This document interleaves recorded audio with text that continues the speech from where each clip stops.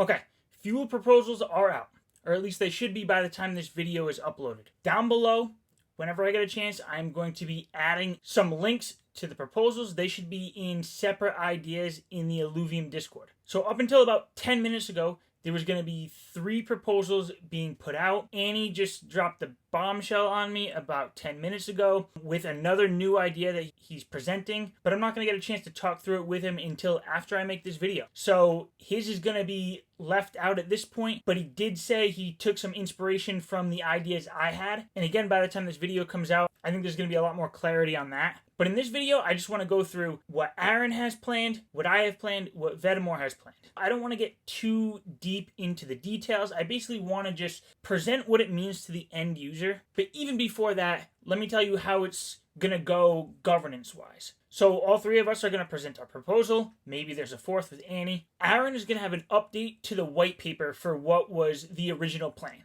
He's going to have a proposal that updates the original plan, which should be in the white paper, which is essentially going to be that buying and selling fuel is going to be an order book style. My proposal works off of that order book style, but with a balancing mechanic to it. Now, mine and Aaron's are basically going to work as context for what Vedamore is proposing. If Vedamore's idea gets traction, it'll go to a vote and it'll get passed through or not. That's the first step. If the community likes what Vedamore has and it gets passed, then what Aaron has and my adaptation of what Aaron has becomes irrelevant. So right now, as you're watching this, Vedamore's proposal is actually the one that either needs to get shut down or get some support from. Now, obviously, I'm biased and Aaron's going to be biased as well because Vedamore's is completely different from ours. But I just want to run through what these 3 look like right now. And I'm going to use this chart I made that has like a calculator on the inside. So you can see on the left side, I have Aaron's proposal of a fixed supply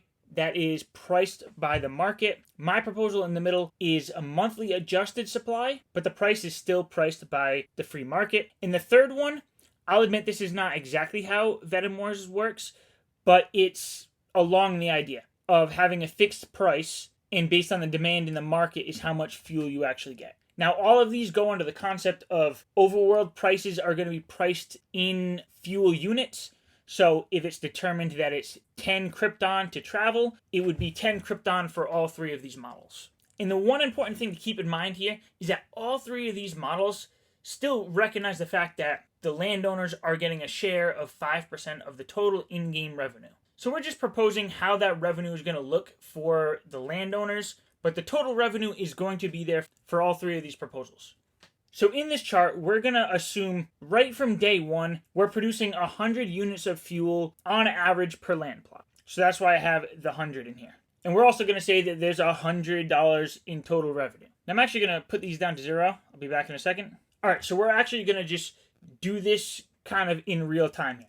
We're going to predict what's going to happen in these months by the demand going either up or down. We're going to say we start pretty bullish. And in January, we have a 10% increase. Right now, we're just going to look at the column for the average change. These 2 columns in the middle, I will reveal those a second time as we go through it because I don't want to confuse anybody. We're going to be looking at 2 different things. So January, we're up 10% in demand. What that means for Aaron's fuel proposal is that you're still making your 100 units of fuel, but now each fuel is priced at $1.10, which means that for the overworld user, it's a 10% price increase. Now for Vedamore's model, you're always going to be paying that same $1 to travel on the overworld side. On the landowner side, you're just basically getting 110 units of fuel. Now what I like about my model is it kind of splits the difference. So if you look here, that means that 10% is basically cut in half to 5%, and we're increasing the fuel production by that 5%. So for month 2, on average, these plots of land are going to be producing 105 units of fuel. And because the supply is a little higher, it's going to help keep the volatility in the price for the overworld players down a little bit. The more I think about mine I think no matter where Aaron's goes, where it's the fixed supply, my model is just going to pull it a little closer, whether it's pulling it down or it's picking it back up. So let's go through a couple more bullish months. So let's say February, we're up 20%. January, we're up 20% again. April, we have a really good month and we're up 40%.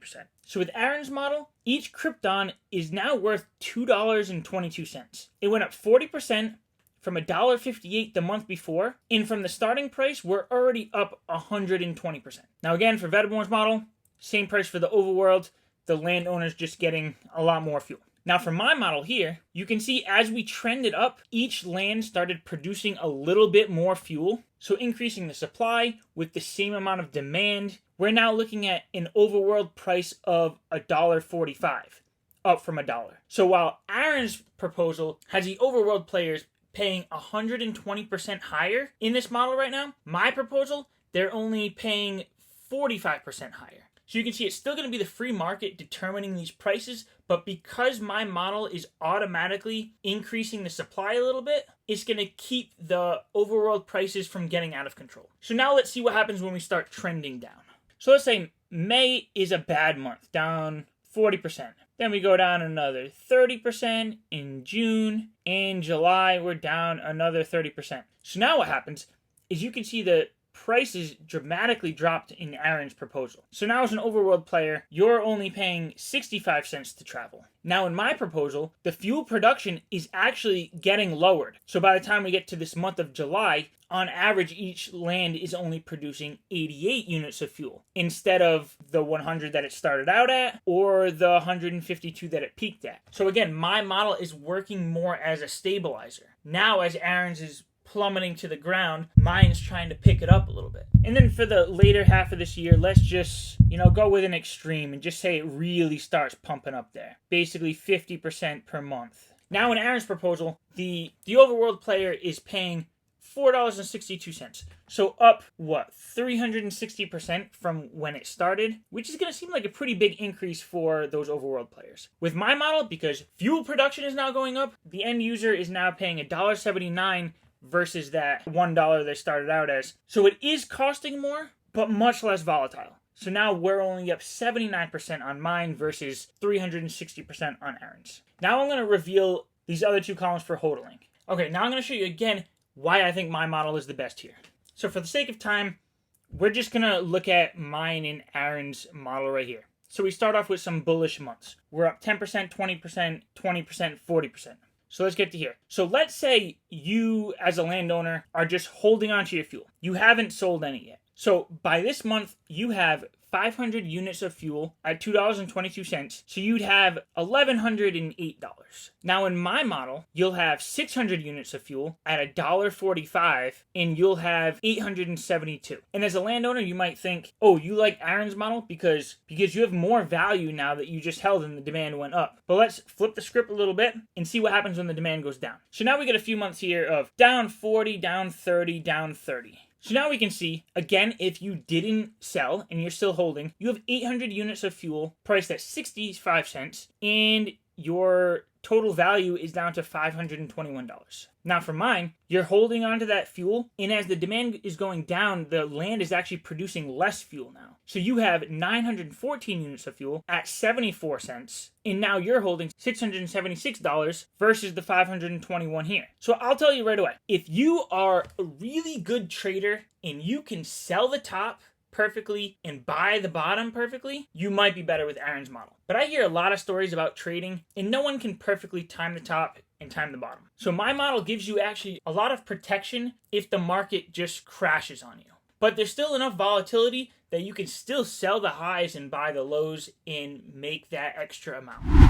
Now I'm going to kind of rush through this last part, but basically just some of the pros and cons of these three models. So we talked about all of these are still getting the 5%. So the underlying idea of Aaron's is it's a completely free market. The market will decide the prices. If people are spending high prices, it's because they value those high prices, and rails can be used as a backstop. Now, I haven't mentioned this yet, but because the volatility that Aaron's model presents, if it does go really high, they'll have rails as a backstop to just prevent it from getting too out of control. And also what he would be calling content updates, which would be another way to change the supply of fuel. So it could be adding a new structure into the game that allows you to produce new fuel. Because mine keeps the volatility down, there's less of a need for those things. If there's a rail that's set for a 500% increase in demand, it would take probably 2,000 percentage points of increase in demand for my proposal to hit those rails. And when it comes to like content updates to add a new structure to create more fuel. Or on the downside, who knows, maybe there's a content update that says, oh, there was a wildfire and it destroyed your building, so now you're producing less fuel. I've been in different Web3 games, especially Axie Infinity, and the community hates when the team comes in and makes changes to the supply and the demand. Because it's usually out of nowhere, or you're sitting there playing being like, oh, I see the prices going down. Is the team going to come in and make some big changes? I don't know what to do. With my model, it's very predictable. When you see the prices trending down, you know that the next month there's going to be less fuel production hitting the market. So it's going to hold your prices up a little bit. And on the other hand, if you see the prices trending up, you'll know that next month you're going to be accumulating more units of fuel. And you're not going to be pricing out the overworld players and not giving the team or the DAO a reason to come in out of nowhere with a content update and change your supply. One of the big arguments against Vetamors versus either mine or Aaron's is that there's really not much of a metagame with Vetamors' proposal.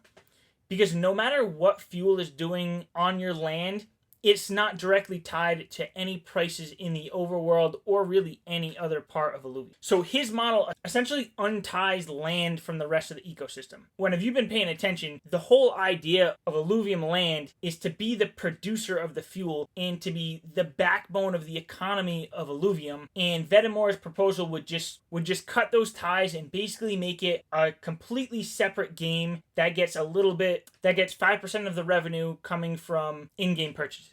And to be honest with you, if that sounds really good to you, I don't understand why you don't just sell your land, buy some ILV, and just stake it to get your share of 95% of the RevDis passively. So if you want to play land and you want it to be meaningful in the ecosystem, you don't want Vetamor's model. You want either Aaron's model or my model that keeps the prices less volatile, but does the same thing. It's still tied directly into the overall Illuvium ecosystem. And so we're supposed to post these proposals on Tuesday, so this video should be coming out on Tuesday. On Thursday, so 2 days after this video is released, there's going to be a town hall for the strategy subcouncil, mainly to propose this. Aaron should be there along with the strategy subcouncil, and I'll be there to answer any of your questions about any of these. But in the meantime, you can comment down below with some questions, but what might be even best is go to the links that I hopefully have down there into the idea section of the Discord and ask your questions there. Because those questions are going to be how we direct this town hall to make sure everybody understands what's going on. I feel like I went through a lot there. I hope this video is not too long. I'm very confident with the idea I have. But again, even before my idea gets implemented into Aaron's idea, we have to learn that the community doesn't like Vetamor's model. Because Vetamor's model would have to get no traction or fail in a vote in order for this free market system to come into play. Make sure you tune into that town hall on Thursday and catch you in the next one.